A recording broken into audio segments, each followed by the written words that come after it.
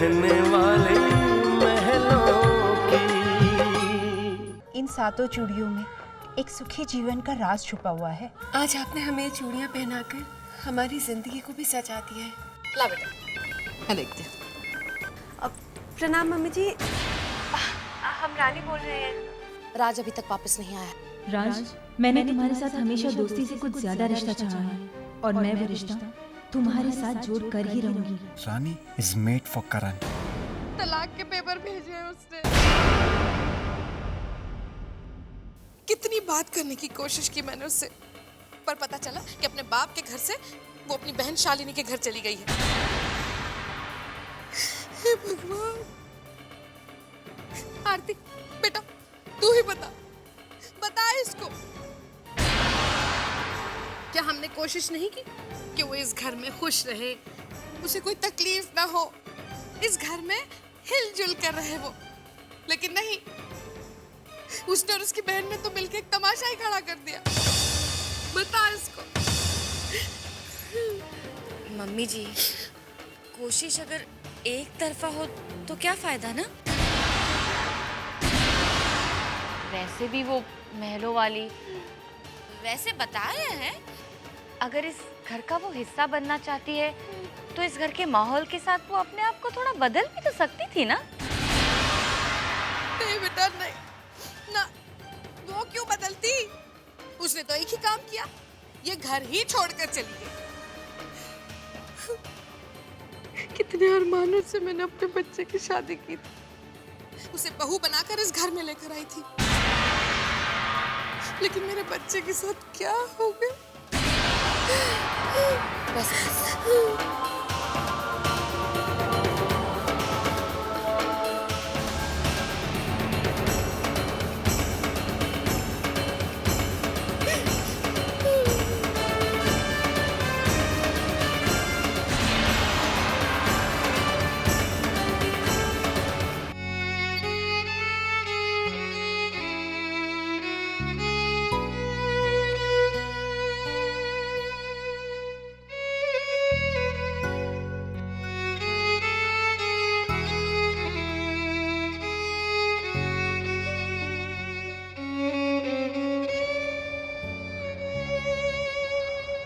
राज,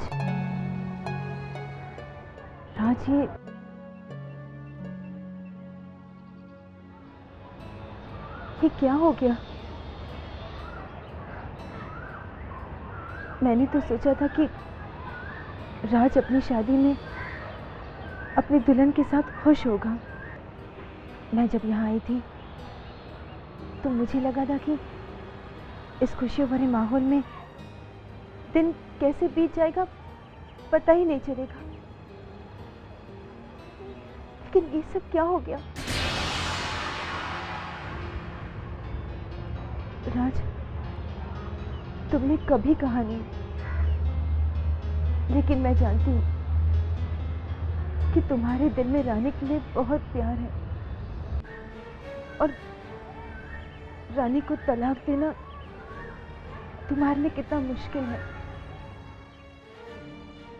घर वालों ने बहुत कोशिश की, पर रानी कभी एडजस्ट ही नहीं कर पाई।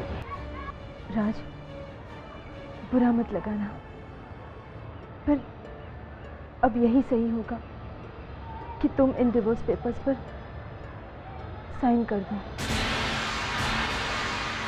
पर राज, तुम टूटना मत, क्योंकि वैसे भी आंटी का रो रो के बुरा हाल है। अगर उन्होंने तुम्हें उदास देखा तो वो तो बिखर ही जाएगी। राज, हमेशा ये याद रखना कि तुम्हारी ये दोस्त तुम्हारे साथ हमेशा हमेशा रहेगी। मैं तुम्हारे कोई काम आ सकूं तो मुझे बहुत खुशी होगी।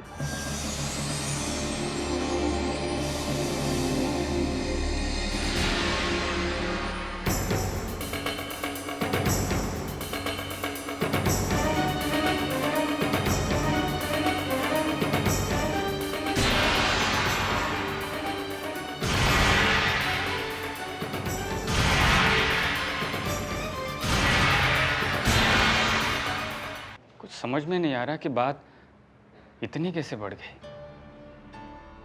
राज और रानी के बीच में थोड़े बहुत फासले हैं, थोड़े बहुत डिफरेंसेस हैं, मैं जानता था, पर ये फासले इतनी दूरियों में बदल जाएंगे, ये अमित, मेरा दिल तो अब भी ये बात मानने को तैयार नहीं है। अमित वो आम अमीर लड़कियों जैसी नहीं है।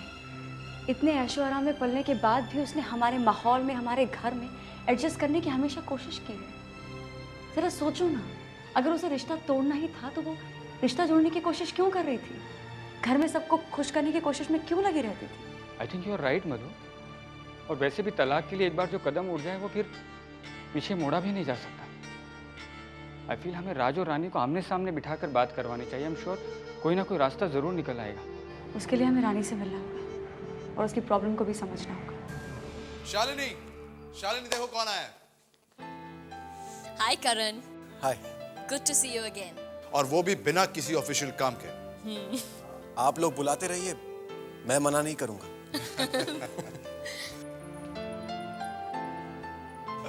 ओह माय गॉड, क्या हुआ? नहीं, जो पहले 2 बार हो चुका है उससे डर रहा हूँ। रानी के हाथ में कुछ आइसक्रीम या पानी कुछ है तो नहीं ना? देख लीजिए, हाथ एकदम खाली है। Thank God. जी हाँ? हम खाने की तैयारी करवाते हैं। रानी, तुम्हें जाने की क्या जरूरत है? किचन में सर्वेंट्स है ना। Come sit with us. नहीं जीजी, ये तो हम अपने लिए कर रहे हैं, प्रैक्टिस हो जाएगी ना।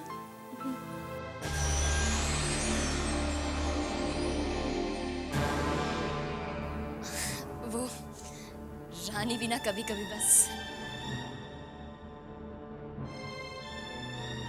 Very simple, very down to earth. I am impressed. तुम जानते हो, जब मैं स्कूल में पढ़ता था तो मेरी प्रिंसिपल हर महीने मुझे रस्टिकेट करने की धमकी देती थी, मेरी शरारतों की वजह से। बॉम्बे कैम्ब्रिज की हिस्ट्री में शायद मैं सबसे शरारती लड़का था। आप बॉम्बे कैम्ब्रिज से हैं? हाँ, क्यों? रानी की स्कूलिंग भी तो वहीं हुई है।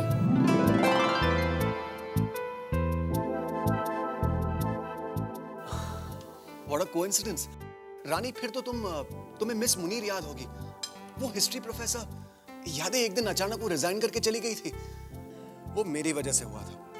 आप वही करण मल्होत्रा है ना जिन्हें आउटस्टैंडिंग मल्होत्रा कहा जाता था? और आप लोग जानते हैं मुझे आउटस्टैंडिंग क्यों कहते थे? क्योंकि मुझे हमेशा क्लास के बाहर खड़ा होना पड़ता था। भाई ये तो है, स्कूल के टाइम में 2 किस्म के लोग बहुत पॉपुलर हुआ करते थे। या तो वो लोग जो जरूरत से ज्यादा शरारती हों, या फिर वो लोग जो बहुत सीधे हों, या फिर जो हम कहते थे। तुम वही हो ना जो अपने आप को हम कहती थी? अरे कमाल है, ये तो आज भी कहती है। स्कूल में हम लोग इसको इतना चढ़ाते थे, हर हाइनेस रानी मित्तल कह के उसका मजाक उड़ाते थे। इट्स अ स्मॉल वर्ल्ड ना जीजी। अमेजिंग ना रानी, हमारा इतना पुराना रिश्ता निकल आया, चाइल्डहुड फ्रेंड्स।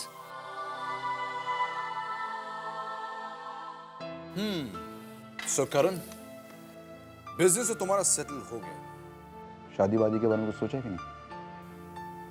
मैरिज फिलहाल तो कुछ सोचा नहीं है। कुछ नहीं सोचा? क्या बात कर रहे हो? तो क्या होगा उन इतनी सारी खूबसूरत लड़कियों का शहर में जो उम्मीद लगा के बैठे हैं एक हैंडसम और एलिजिबल बैचलर पर। लेकिन उन खूबसूरत लड़कियों में से मुझे भी तो कोई खूबसूरत लगनी चाहिए ना। उनमें से कोई भी खूबसूरत नहीं लगती। हाँ कोई है, लेकिन एक प्रॉब्लम है। क्या? She is married. देखो, जिस पे दिल आ गया ना तो कोई फर्क नहीं पड़ता वो शादीशुदा हो या। कितनी बार ऐसा होता है कि शादी इतनी मिसमैच होती है कि बाद में पछताना पड़ता है। अब हमारी रानी को देख लो, बड़ा शेम, ऐसा बेमेल रिश्ता मैंने कभी नहीं देखा। अब कोशिश कर रहे हैं कि ये शादी जल्दी से टूट जाए और उसकी शादी किसी अच्छे लड़के के साथ हो जाए। पर मुझे तुम्हारी बातों से क्यों ऐसा लग रहा है कि जिस लड़की के बारे में तुम बात कर रहे हो वो रानी ही है। नहीं, अगर है भी तो मुझे कोई प्रॉब्लम नहीं।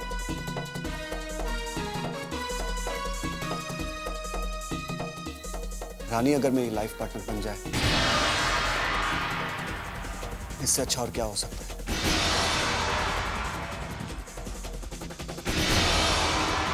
All the best.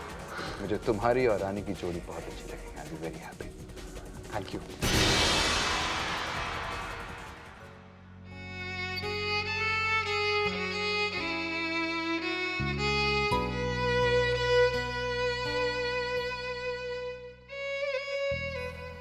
आप जल्दी से वापस आ जाइए।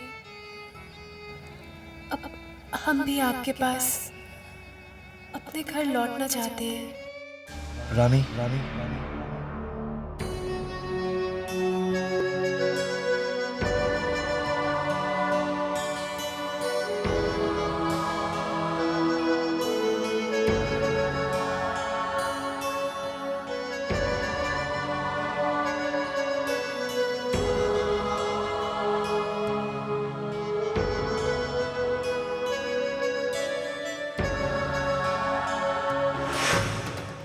Now you don't worry about रानी।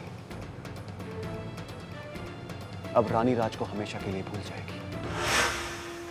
राज, अब हमें आपसे दूर रहना बर्दाश्त नहीं होता।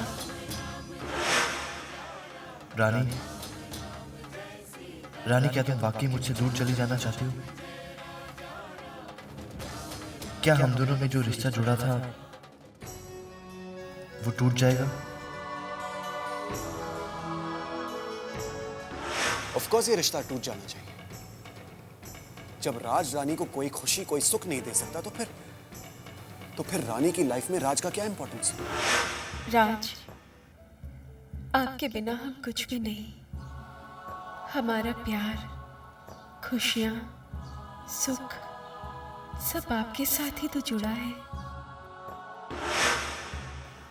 तोड़ रही हो सारे बंधन, सारे रिश्ते। ये कदम उठाने से पहले मुझसे कुछ कहा तो होता।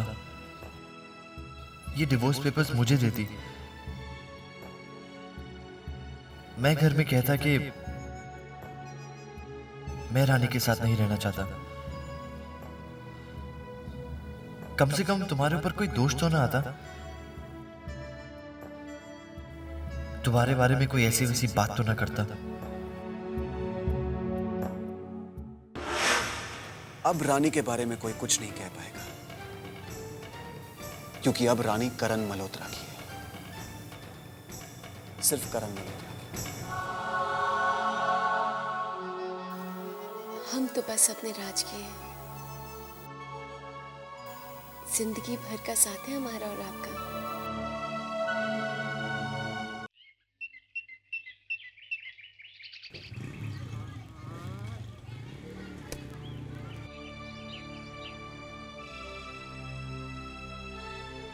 जी सर, हमें रानी से मिलना है। आप कौन सर? उन्हें कहिए अमित और मधु मिलने आए हैं।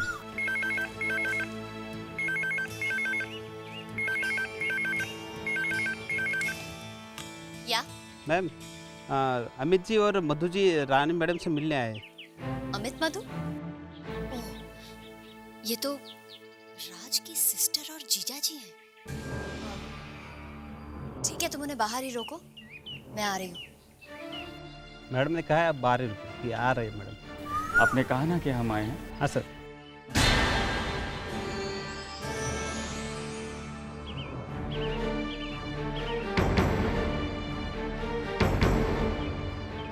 नमस्ते। कहिए।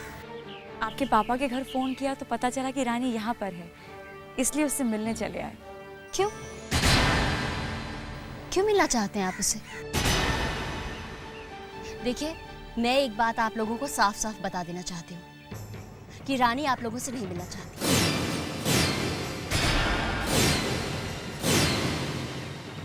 जी?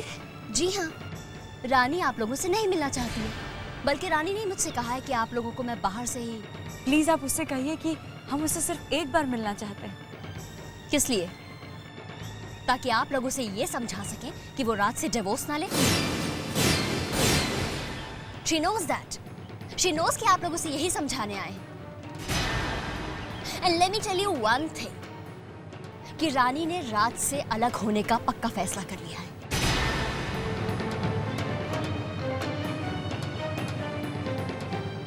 और वो अपना फैसला बदलने वाली नहीं है. वो आप लोगों के साथ वापस उस चौल में नहीं जाएगी. देखिए शालिनी जी, राज और रानी के बीच में जो भी गलतफहमियां हैं वो बैठकर दूर की जा सकती हैं। गलतफहमियां दूर करने से क्या होगा? राज का फाइनेंशियल स्टेटस तो नहीं बदल जाएगा ना? आपकी फैमिली का लोअर मिडिल क्लास माहौल बदल जाएगा क्या? जीजी इतनी देर से गेट पर किससे बात कर रही है?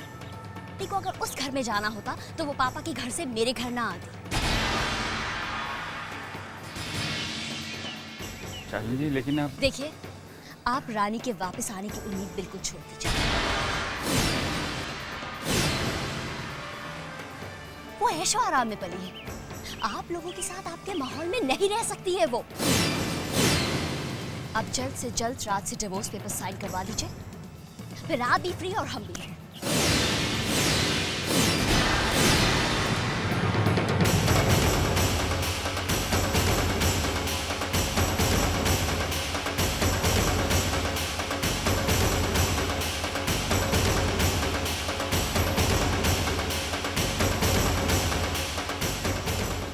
आप राज की शादी किसी अपनी हैसियत की लड़की से करवा दीजिए ना, और हम रानी की दूसरी शादी करवा देंगे।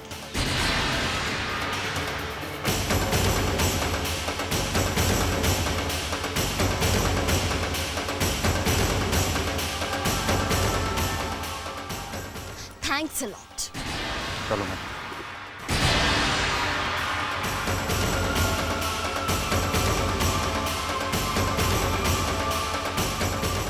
जीजी, तुम बाहर? आप इतनी देर से किससे बात कर रही थी? अरे वो चंदा मांगने वाले। Let's go inside.